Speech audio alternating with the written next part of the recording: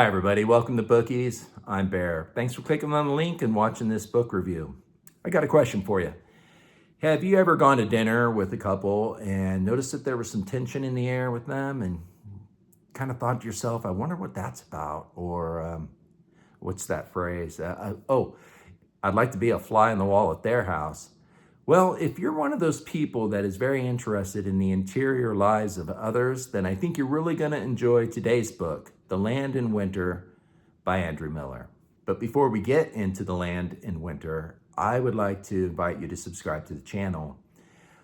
This channel, when it gets monetized by YouTube, is going to give all those proceeds to local libraries and literacy programs. And probably the first donation will be to my local library, but then I'm going to invite subscribers to suggest their own local libraries, and we'll make sure money gets there. So that's the goal. And if you like that idea, please subscribe. Published on October 24th, 2024, The Land in Winter examines the minutiae of life.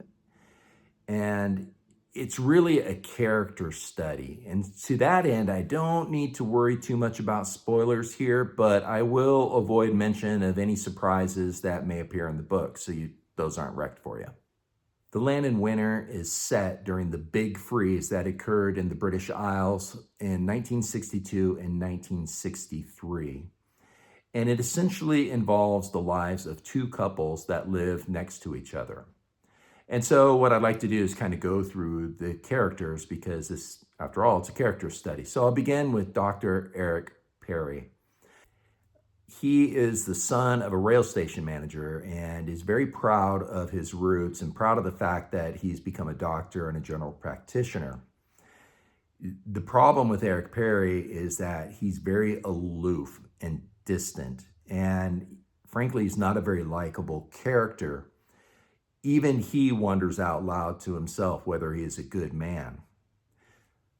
Eric Parry is married to a girl named Irene. In contrast to Eric, Irene comes from a more upper class background, and she leaves London in order to get out from under the stifling influence of her parents. So she moves with Eric to the West Country. The problem is Eric scrupulously ignores her. She is essentially abandoned after marriage, and that sense of abandonment makes her to really want to return to the kind of cultural and social life that she had in London. Essentially, Irene has nothing to do but plan a party for Christmas, and that's kind of the highlight of her life. It's very dull. Our other couple are Bill and Rita Simmons.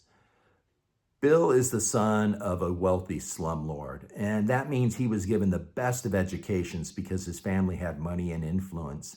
However, Bill is certainly not interested in pursuing law or business, and particularly the family's business. He wants nothing to do with that. Bill is essentially in a war of attrition with his father, and his reaction to that is to become a very unlikely farmer, leading a very unlikely life. Bill is married to Rita, and Rita is entirely unlike the other characters in this novel. She was a nightclub hostess, and Miller describes her as being more like a mistress than a housewife. In other words, she doesn't have domestic qualities whatsoever. And so Rita takes up the life of basically lounging around the house and doing nothing, kind of this lazy life where she just grabs a book and reads by the fire, which sounds delightful to me, but she kind of longs for that kind of nightclub life where you had drugs and booze and dancing and things were vibrant and interesting. So she misses all those qualities about her former life. The connection between the two couples is Irene and Rita, and despite their differences, they form a rather easy friendship. And that friendship is kind of based on the notion both want to get out from the tediousness of domestic life, unfulfilled expectations, and growing resentments. Another thing I really enjoyed is how Miller describes the environment. The environment itself, it's cold. Everything's blanketed with sheets of ice and snow. and it creates this stifling environment. And it allows the reader to really narrowly focus in on the characters. But I don't think the environment is a distraction here. Rather, like I said, it pushes that character development forward. And by doing that, Andrew Miller is essentially creating a material universe that is very, very precise, but also psychologically stifling. And it's not just the environment that's stifling. The landscape is inhabited with old bomb shelters and abandoned airfields, and it creates this sense that the war is still with them. The environment overshadows these ghosts from the past and cloaks what had been while giving nothing towards what will be. I also really enjoyed Miller's handling of marriage. I've been married for 36 years, so I really like to kind of inhabit the marriages of others, and you can do that when you're a reader. So Bill, Irene, and Rita all married to escape something, but escape into what? And that's the question. Is it an escape into unfulfilled expectations, or is it something better than that? And the underlying focus of this novel is, will these two marriages survive? And Miller doesn't tell us one way or the other, and I also like that. It's for you, the reader, to kind of sort out and take a good solid guess as to what's going to happen after the novel has concluded. I also really enjoyed Miller's handling of the social environment. All four of these characters are essentially trapped in a post-war 1950s kind of social environment. Things don't move real rapidly in the rural environment. And what they don't realize yet is that they are on the cusp of some significant social changes. And as particularly relevant here, it's women's equality and feminism. That's just right around the corner. And the female characters don't know that, of course. They can't see into the future, but Miller gives you the sense that they understand that there is some change that's happening in society. They can sense it, but they just don't know what it is. The novel suggests a slow anticipation. The characters are blindly stumbling forward into a future that hasn't yet made itself known.